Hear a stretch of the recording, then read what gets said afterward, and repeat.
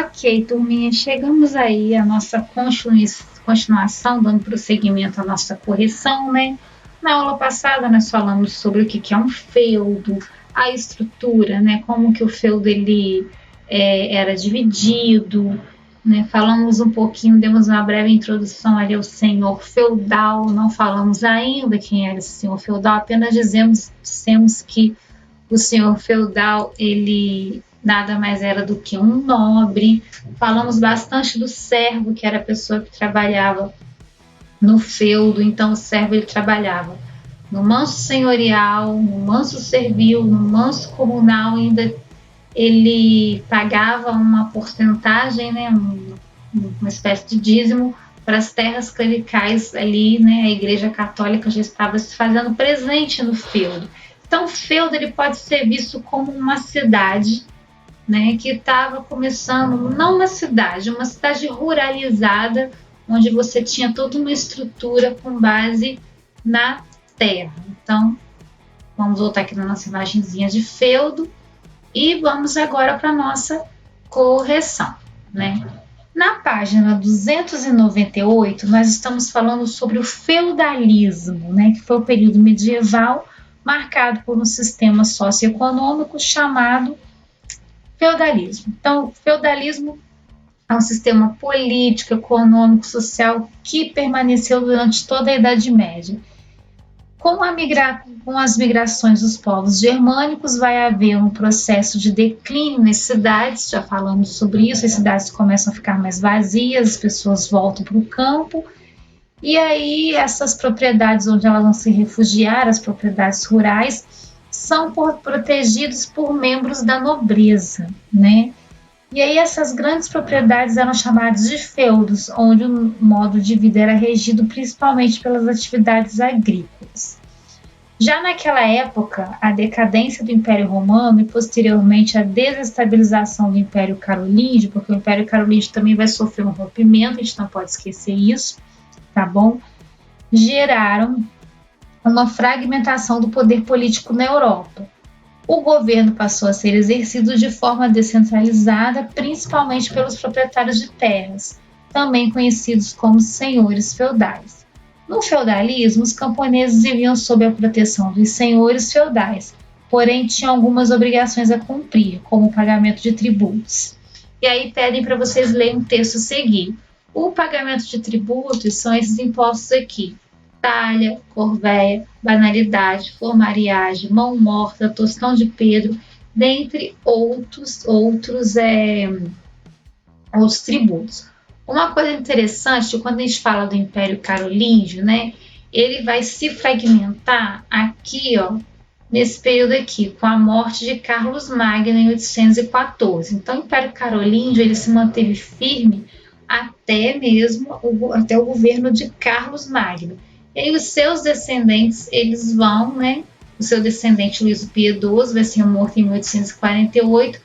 Aí os herdeiros, que vão ser Luís o Germânico, Carlos o Calvo e Lotário, vão ficar brigando durante um bom tempo, durante anos, para ver quem detém mais poder durante esse período aqui desse império. Aí vocês podem observar a cor aqui, ó, o laranja, o rosa, o marrom. Nós temos a parte de Carlos o Calvo, parte de Lotário, que está em rosa, e a parte de Luís o Germânico, que vai ficar em marrom.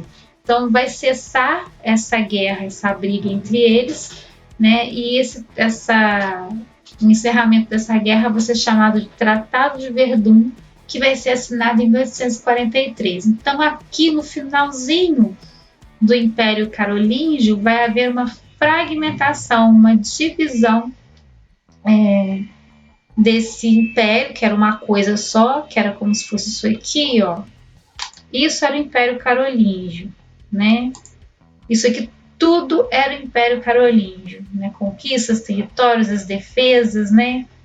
Todas as fronteiras com suas defesas. E quando Carlos Magno morre, né? Vai haver uma fragmentação. Então, dando prosseguimento aqui, nós falamos, e dando essa fragmentação, vai surgir os feudos, o famoso feudalismo, tá? E dentro da sociedade medieval baseada no sistema socioeconômico, político e cultural chamado de feudalismo, nós vamos ter uma sociedade estamental. O que significa isso? Quem é camponês permanece camponês, quem é nobre permanece nobre, quem é do clero permanece no clero. Não há mobilidade, as pessoas não conseguem se movimentar de um local para o outro. Não havia nem a possibilidade de enriquecer nesse período aqui, até havia, mas às vezes a pessoa morria antes, porque a expectativa de vida, as pessoas viviam muito pouco na Idade Média, né? Elas não tinham uma vida muito longa. Falamos sobre a suzerania, a vassalagem, né? O suzerano, ele dá a terra, o vassalo, ele recebe a terra. Em troca, esse vassalo protege esse senhor aqui, que deu a terra para ele, né? Em troca de proteção ali mesmo, como que eu posso explicar para vocês? Proteção armada, né? Proteger mesmo. Não havia as armas de fogo, mas eles lutavam com espadas, eles tinham machados, então eles protegiam, em troca eles protegiam, faziam parte de algum exército desse suzerano aqui. A economia, falei que é autossuficiente, totalmente rural, sem moeda, sem monetização ou com baixa monetização, e mão de obra servil, ou seja, quem trabalha é o servo, quem movimenta essa economia é o servo. E aí nós chegamos à correção da página 298. Descreva a cena representada na imagem. Na página 298 tem uma iluminura, né, que se chama As Riquíssimas Horas do Duque de Berry, né? E aí nós temos bem no alto dessa imagem aí, né, no livrinho de vocês, na 298, tem um textinho que vai falar sobre talha, corveia, que são os tributos, né, impostos que eles pagavam, que eu falei na última aula, mostrando nesse quadrinho aqui para vocês, né? E a pergunta é: descreva a cena representada na imagem. A imagem representa pessoas exercendo atividades agrícolas em frente a um castelo medieval. Essa é a resposta. 2. A que grupos sociais pertencem essas pessoas? Essas pessoas são camponesas, pois aparecem trabalhando nas terras do senhor feudal. Na página 301, vocês vão andar um pouquinho, vão ler sobre a sociedade feudal, e lá na 301 tem o cidadania no dia a dia. Essa resposta é pessoal. Reflita e converse com os colegas sobre as mudanças nos papéis femininos entre a Idade Média e a atualidade. Já deixei na plataforma para vocês um vídeo sobre o papel da mulher na Idade Média. Aí vocês vão ver esse videozinho, um vídeo curtinho, e vão responder com base no texto da 301 e no vídeo que eu coloquei, tá bom? Página 302. Marque V para verdadeiro e F para falso. Depois corrija as alternativas que foram assinadas como falsas, né? Assinaladas como falsas. Letra A. O Império Romano do Ocidente foi ocupado por um único povo, os germânicos, que mantiveram sua cultura sem alterações ou misturas com outras tradições. Nós vamos colocar um F bem grande aqui, porque o povo germânico não vai ocupar o Ocidente só, né? O único povo, não. Os povos germânicos eram vários, tá bom? Entre os principais reinos do período medieval está o Reino Franco. Isso é verdadeiro, né? C. Com a separação entre o Reino Franco e a Igreja Católica, o reino conseguiu alcançar sua estabilidade. A C é falso, tá? Nós vamos fazer a correção. E D. Para fortalecer seu reino, o governante Clovis uniu os francos e estabeleceu o cristianismo como religião no reino. Então, a letra D é verdadeira. Nós vamos ter uma união da igreja com o Estado, e aí o reino se torna mais forte com o apoio da Igreja Católica, né? Que também tinha seus interesses nas terras, né, dos feudos. E aí a correção ficou assim: alternativa A, que é falsa, e a alternativa C. Vamos dar uma grifadinha aqui para vocês, né, marcar de negrito, para vocês separarem. O Império Romano, ficou a correção, do Ocidente foi ocupado por povos de origem germânica e também romana. Consequentemente, houve uma mistura entre suas culturas e tradições. Então, o que sobrou do povo romano ali vai se misturar com os germânicos. Letra C. Com as alianças entre os reinos, o reino franco e a Igreja Católica, o reino conseguiu alcançar uma estabilidade. Alcançar estabilidade é ficar firme, tá bom? É não ruir rápido. 2. Que vantagem a Igreja Católica teria com a expansão do Império de Carlos Magno? Então vamos lá.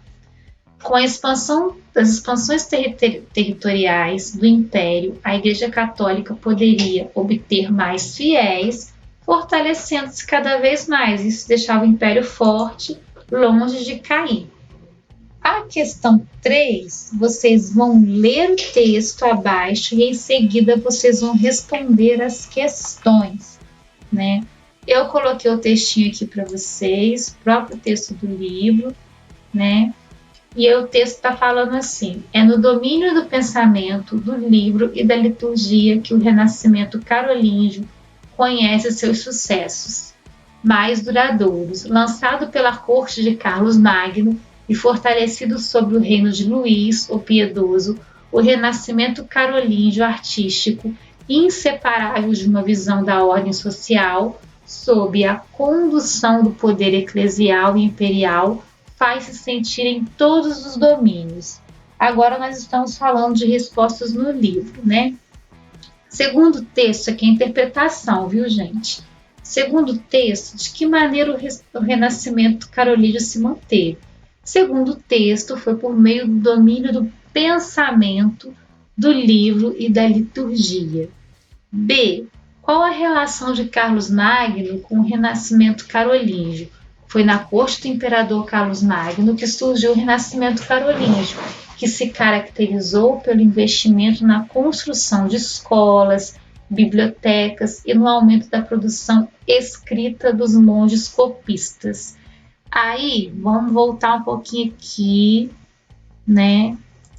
Renascimento carolíngio, movimento cultural incentivado por Carlos Magno nas áreas educação, vai criar escolas. Essas escolas vão ser religiosas, formadas pelos sacerdotes, e a palaciana, formada pelos nobres. No campo das artes, pinturas, esculturas e iluminuras. Temas, sempre com tema religioso. E no campo do conhecimento, tradução e transcrição das obras greco-romanas pelos monges copistas. Aquele pessoal copiava à mão mesmo, literalmente. Então, só vocês voltarem lá nos outros vídeos, parar aqui e entender o que é Renascimento carolíngio. Então, a resposta está lá e está aqui, né? Então, agora, nós vamos ver a página 303 no vídeo a seguir, tá bom? Não saiam daí, façam as correções e prestem atenção na explicação, que é muito importante para que vocês entendam esses termos aí da Idade Média que são um pouquinho complicadinhos de gravar, mas vocês aprendem.